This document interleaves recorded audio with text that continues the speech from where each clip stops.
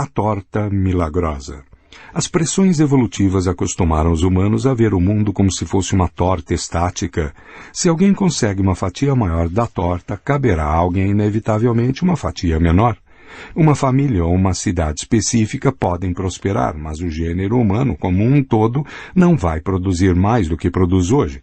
De acordo com isso, religiões tradicionais como o cristianismo e o islamismo buscam maneiras de resolver os problemas da humanidade com a ajuda dos recursos disponíveis, ou redistribuindo a torta, ou prometendo uma torta no céu.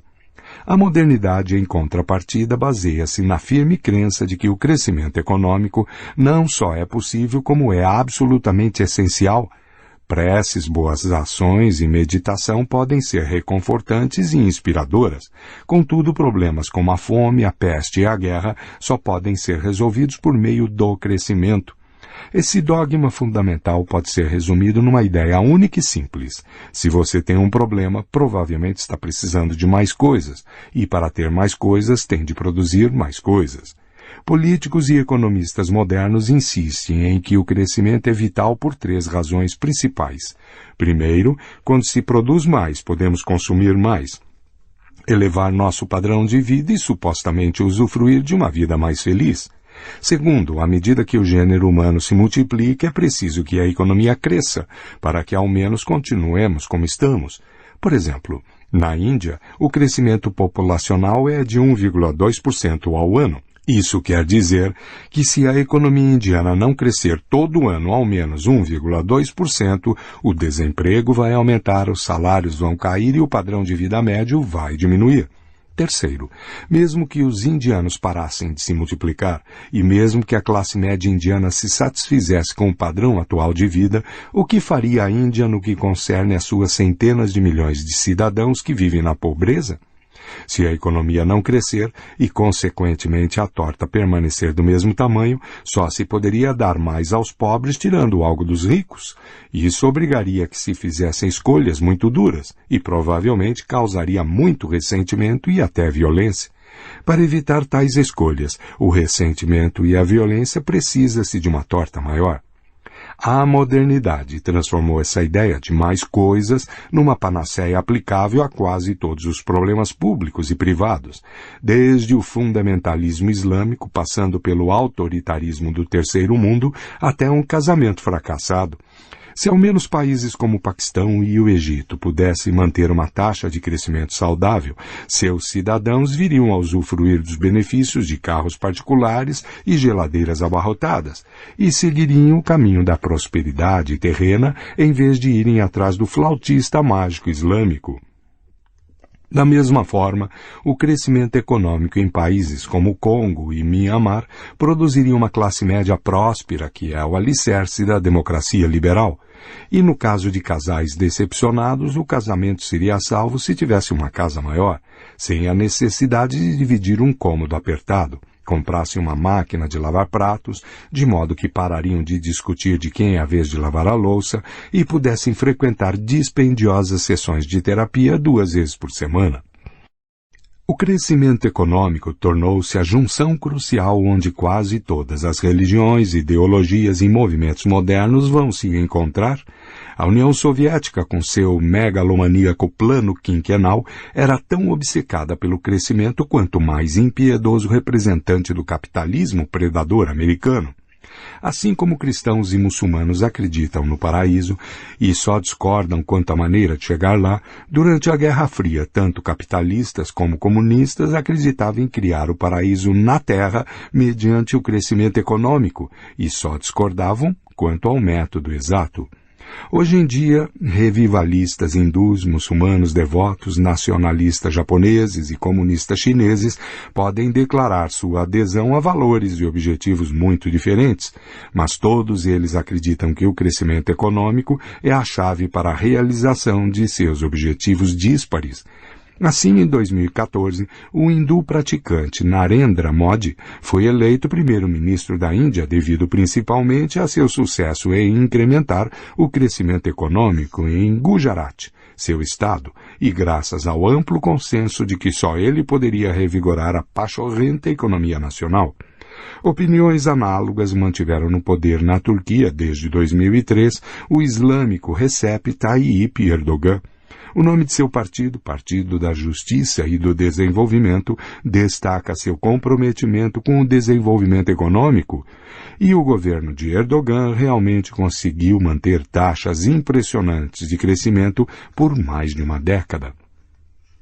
O primeiro-ministro do Japão, o nacionalista Shinzo Abe, chegou ao cargo em 2012 com a promessa de arrancar a economia japonesa de 2 décadas de estagnação.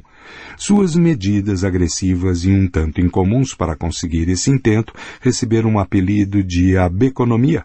Enquanto isso, na vizinha China, o Partido Comunista ainda cita da boca para fora os tradicionais ideais marxistas-leninistas, mas na prática é orientado pelas famosas máximas de Deng Xiaoping, segundo as quais o desenvolvimento é a única e dura verdade, e não importa se um gato é preto ou branco, enquanto ele cumprir a tarefa de pegar ratos. O que significa, em linguagem simples, faça tudo o que leve ao crescimento econômico, mesmo sabendo que Marx e Lenin não ficariam muito felizes com isso. Em Singapura, como condiz com essa cidade-estado tão pragmática, essa linha de pensamento foi levada ainda mais longe. Os salários ministeriais foram atrelados ao PIB nacional. Quando a economia singapuriana cresce, os ministros ganham um aumento, como se isso fosse tudo a que seu trabalho diz respeito. Essa obsessão pelo crescimento pode soar óbvia, mas só porque vivemos no mundo moderno. Não foi assim no passado. Marajás indianos, sultões otomanos, shoguns Kamakura e imperadores Han raramente ancoraram seus destinos políticos à garantia de crescimento econômico. Modi, Erdogan, Abe e o presidente chinês Xi Jinping apostaram todas suas carreiras no crescimento econômico porque se trata de um atestado do status quase religioso que o crescimento econômico adquiriu em todo o mundo.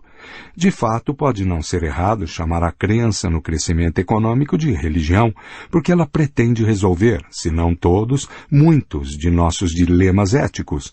Como alegadamente o crescimento econômico é a fonte de todas as coisas boas, isso estimula as pessoas a enterrar as suas discordâncias éticas e a adotar qualquer curso de ações que maximize um crescimento de longo prazo.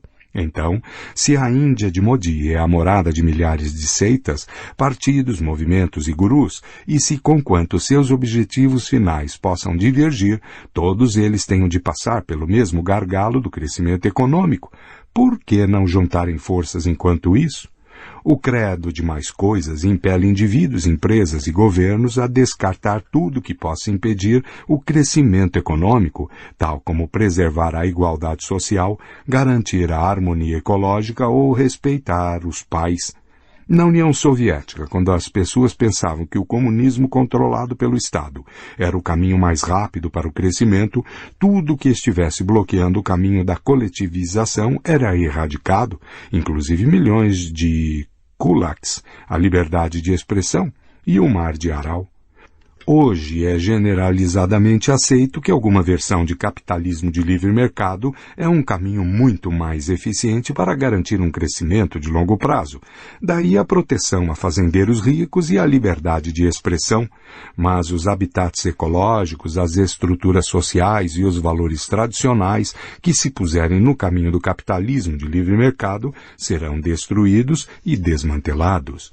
Tome-se, por exemplo, uma engenheira de software que ganha $100 por hora trabalhando para uma startup de alta tecnologia. Um dia seu pai sofre um AVC.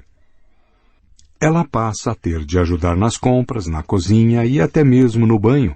Ela poderia levar o pai para a própria casa, sair mais tarde de manhã, voltar mais cedo ao entardecer e cuidar pessoalmente dele. Tanto a sua renda como a produtividade da startup sofreriam, mas seu pai contaria com os cuidados de uma filha respeitosa e amorosa. Alternativamente, a engenheira poderia contratar uma cuidadora mexicana por $12 a hora para morar com seu pai e suprir todas as necessidades que ele apresentar. E isso significaria que a situação não se alteraria para a engenheira e sua startup, e até mesmo a cuidadora e a economia mexicana se beneficiariam. O que a engenheira deveria fazer? O capitalismo de livre mercado tem uma resposta firme. Se o crescimento da economia exige que afrouxemos laços de família, incentivemos pessoas a viver longe de seus pais e importemos cuidadores do outro lado do mundo, que assim seja. Essa resposta, no entanto, envolve um juízo ético e não uma declaração factual. Sem dúvida, quando algumas pessoas se especializam em engenharia de software, enquanto outras passam seu tempo cuidando de idosos, podemos produzir mais software e dar aos idosos um atendimento mais profissional. Mas será que o crescimento econômico é mais importante do que os laços familiares? Ao ousar fazer esse julgamento ético, o capitalismo de livre mercado cruzou a fronteira do terreno da ciência para o da religião. A maioria dos capitalistas provavelmente não vai gostar da denominação religião. Entretanto, enquanto a religião funcionar, o capitalismo pode ao menos manter a cabeça erguida. Diferentemente de outras religiões que prometem uma torta no céu, o capitalismo promete milagres aqui, na Terra, e às vezes os realiza. Muito do crédito pela superação da fome e da peste pertence à ardente fé capitalista no crescimento. O capitalismo merece algumas congratulações por ter reduzido a violência humana e incrementado a tolerância e a cooperação. Como o capítulo seguinte vai explicar, aqui estão em jogo fatores adicionais, porém o capitalismo deu uma importante contribuição à harmonia global ao estimular as pessoas a parar de considerar a economia como um jogo de soma zero, no qual o seu lucro é o meu prejuízo, e em vez disso vê-lo como uma situação de ganha-ganha, na qual o seu lucro é também o meu lucro. Isso provavelmente ajudou muito mais a harmonia global do que séculos de pregação cristã sobre amar o próximo e oferecer-lhe a outra face. De sua crença no valor supremo do crescimento, o capitalismo deduz seu mandamento número 1. Investirás teu lucro no incremento do crescimento. A maioria dos príncipes e sacerdotes da história desperdiçou seus lucros em carnavais extravagantes, palácios suntuosos e guerras desnecessárias. Alternativamente, depositavam suas moedas de ouro em cofres de ferro, os selavam e os enterravam num calabouço. Hoje, capitalistas devotos usam seus lucros para contratar novos empregados, aumentar suas fábricas ou desenvolver um novo produto. Quando não sabem fazer isso sozinhos, entregam seu dinheiro a alguém que saiba, como banqueiros e capitalistas de risco. Estes entregam o dinheiro a vários empreendedores. Fazendeiros tomam empréstimos para plantar novos campos de trigo, empreiteiros constroem novas casas, corporações de energia exploram novos campos de petróleo e fabricantes de armamento desenvolvem novas armas. O lucro de todas essas atividades faculta aos empreendedores remunerar os empréstimos com juros. Atualmente, não temos apenas mais trigo, casas, petróleo e armas. Dispomos também de mais dinheiro que os bancos e os fundos podem emprestar novamente. Essa roda não vai parar nunca, pelo menos segundo o capitalismo. Nunca chegaremos a um momento no qual o capitalismo dirá: é isso aí, você já cresceu bastante, agora pode ir com calma. Se você quiser saber por que a roda capitalista nunca vai parar, converse por algum tempo com um amigo que acabou de ganhar 100 mil e está se perguntando o que fazer com isso. Os bancos pagam juros tão baixos, ele vai reclamar. Não quero pôr meu dinheiro numa conta de poupança que mal paga 0,5% ao ano. Talvez você consiga 2% em títulos do governo. Meu primo Rich comprou um apartamento em Seattle no ano passado e já conseguiu 20% de seu investimento. Talvez eu devesse entrar no negócio imobiliário também. Mas todos dizem que há uma nova bolha imobiliária. Então o que você acha do mercado de ações? Um amigo me disse que o melhor negócio atualmente é comprar uma cota em fundos de índices comercializados em ações ligados a economias emergentes, como o Brasil ou a China. Quando ele para um instante para respirar, você pergunta: bem, por que não se satisfazer com os seus 100 mil? Ele vai lhe explicar melhor do que eu por que o capitalismo jamais vai parar. Essa lição é martelada até mesmo para crianças e adolescentes por meio de ubíquos jogos de cunho capitalista. Jogos pré-modernos, como xadrez, pressupunham uma economia estagnada. Você começa uma partida de xadrez com 16 peças e nunca termina com mais do que isso. Em casos raros, um peão pode ser transformado numa rainha, mas não se pode produzir novos peões nem promover seus cavalos a torres. Assim, jogadores de xadrez não precisam pensar em investir. Em contraste, muitos jogos modernos de tabuleiro e de computador giram em torno de investimento e crescimento.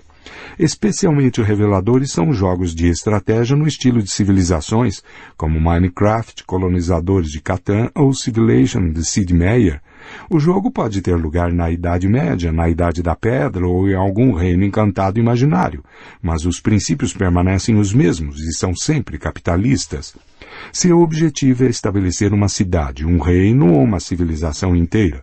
Você começa de uma base muito modesta, talvez uma aldeia e os campos ao redor. Suas propriedades lhe provêm uma renda inicial em trigo, madeira, ferro ou ouro. Você então tem de investir essa renda sabiamente. Tem de escolher entre ferramentas improdutivas, mas ainda assim necessárias, como soldados e ativos produtivos, como mais aldeias, campos e minas. A estratégia vencedora comumente é de investir o mínimo dos mínimos em essenciais não produtivos, enquanto se maximizam os ativos produtivos. Estabelecer aldeias adicionais significa que na próxima rodada você terá uma renda maior, que lhe permitirá não só comprar mais soldados, se necessário, como simultaneamente aumentar seu investimento em produção. Logo, poderá elevar suas aldeias à categoria de cidades, construir universidades, portos e fábricas, explorar mares e oceanos e estabelecer sua civilização, e ganhar o jogo.